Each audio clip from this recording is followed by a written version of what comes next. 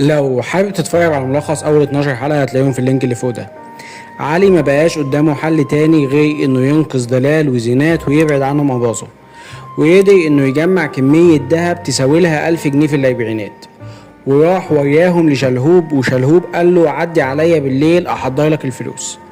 وراح عمر افندي يفرح زينات وقال لها خلاص مفيش كباريه تاني ولا اباظة تاني كمان، بس لم يكن يعلم ان فرحته لن تكتمل، لان شلهوب راح اتفق مع اباظة على انهم يسيروا الدهب اللي مع عمر ده، وبدل ما شلهوب كان هيدفع لعمر 1000 جنيه هيدي الاباظة 250 جنيه بس، لانه كان مفاهم اباظة ان الدهب يسوى له 500 جنيه وياخد شلهوب الدهب كله لنفسه. واباظة ما كدبش خبر، وقام خلى رجالته تروح تضرب عمر على دماغه وتسرق منه الشنطة اللي فيها الدهب. واباظة طلع اذكى من شلهوب، لانه اداله هو ال 250 جنيه وقال له ده نصيبك، سيب لي بقى انا الدهب هتصرف انا فيه بمعرفتي.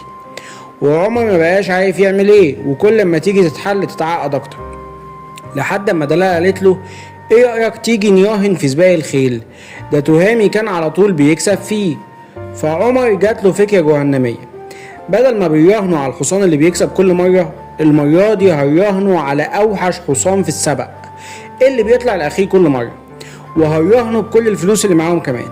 وكانت خطه عمر انه هيجيب للحصان ده مقويات ويديها له قبل السبق بيوم، وتاني يوم يكسبوا هم الرهان كله. وبعد ما حطوا الخطة ونفذوها كمان، أباظة قتل لهم الحصان، وكل خططهم باقت بالفشل. وعمر كان زعلان جدا وما كانش عارف يعمل ايه، لحد اما زينات قالت له ما تزعلش يا اخويا، طول ما انت جنبي انا مش عايزه اي حاجه تانية من الدنيا دي كلها. والدنيا مطرت عليهم وقعدوا يرقصوا ويحبوا في بعض. وهوب مره واحده علي لقى ماجي مراته قدامه وبتقول له مين دي يا علي؟ فزينات اتفاجئت وقالت له علي مين دي يا عمر؟ قامت ماجي قالت لها انها مراته وام بنته كمان. وكان علي لسه جاي فاهم زينات سابته ومشيت، وماجي خدت علي ورجعت بيه على الزمن بتاعهم بعد ما قالت له ده مش زماننا ولا مكاننا، انت لازم ترجع لبيتك وبنتك، وانا اسفه اني ما قضيتش موقفك ولا صدقتك، بس حقك عليا، وكمان انا مسامحاك على كل حاجه عملتها في الزمن التاني ده، وانا بعمل ده كله عشان بيتنا وعشان بنتك. وقالت له انا هسيبك يومين تفكر، بس متاكده انك هترجع وتختارني انا وبنتك وهكون مستنياك. وعلي قعد يفكر مع نفسه، ما بقاش عارف ايه اللي المفروض يعمله، يسيب زينات والزمن اللي لقى نفسه فيه، ولا يرجع لمراته وبنته وحياته اللي كان كارهها. لحد ما قرر انه هيرجع للاربعينات ويواجه زينات ويقول لها على كل الحقيقه.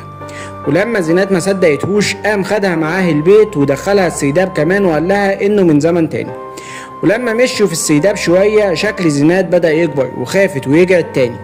وقام علي بقى حكى لها على كل حاجه وقال لها انه ابن تهامي كمان. ولما رجع البنسيون قال لدلال ان تهامي مات، وقعدوا يعيطوا وعملوا لتهامي عزا كمان. وبعد كده دلال قالت لعلي ان تهامي اخر مره شافته فيها كان تعبان قوي، وقال لها ابني لما يجي قولي له ميتبه ابوك اللي ما كانتش بتعجبك زمان وانت صغير هتعجبك لما تكبر. علي خد الكلمتين دول من هنا ورجع على بيت ابوه، لقى في الميتبه فلوس قديمه كتير قوي، فقرر انه لازم يساعد دلال وزينات ويبعد عنهم اباظة للابد. وجات له فكره جهنميه. اول حاجه الواد حجازي كان هيبوس ايده عشان يرجعوا الزمن بتاعه، فقال له ماشي بس على شرط، وخلاه يروح يبيع مسدس لأباظة. وأباظة زي المغفل اشتراه وما كانش يعرف ان ده مسدس جاك. بس كده ده علي لعب الفوتوشوب شويه بشويه صور كده لأباظة وخلى أباظة يبان ان هو الشبح، وقام بعت الصور دي كلها لجاك، وقام قال لأباظة عدي عليا في البنسيون ومعاك الحجه بتاعت البنسيون عشان تاخد فلوسك وتبعد عن زينات ودلال نهائي. ولما أباظة راح لهم البنسيون ادى لعلي الحجه، ولما علي اتاكد انها هي الحجه قام مسلمه لجاك وما ادالوش الفلوس كمان. وبكده يكون علي نفذ اللي كان ابوه نفسه يعمله. وبعد كده قام مودعهم كلهم ومشي. ودياستي كان فاكر ان احلام اتجوزت، بس اكتشف انها لسه ما اتجوزتش، وان اللي شافه ده كان فرح اختها. وقالت له انا لسه مستنياك تقنع ابويا. وفعلا راح لابوها وقدر يقنعه غصب عنه، بعد ما اكتشف انه يعرف واحده متجوزه وجوزها كان في السجن، وبعتت له جواب بتقول له ان جوزي طلع من السجن اوعى تيجي او تبعت لي جوابات. واتجوز دياستي احلام ورجع علي لمراته وبنته. ومش بس كده، ده قعدوا كلهم في بيت ابوه، ورجع علي يرسم من تاني ورجع يتبسط في حياته من تاني، لحد ما عدى 6 شهور وهو بدأ يزهق من حياته تاني، وبدأ يحن لزينات ودلال ودياستي، وافتكر ان النهارده عيد ميلاد زينات ال24.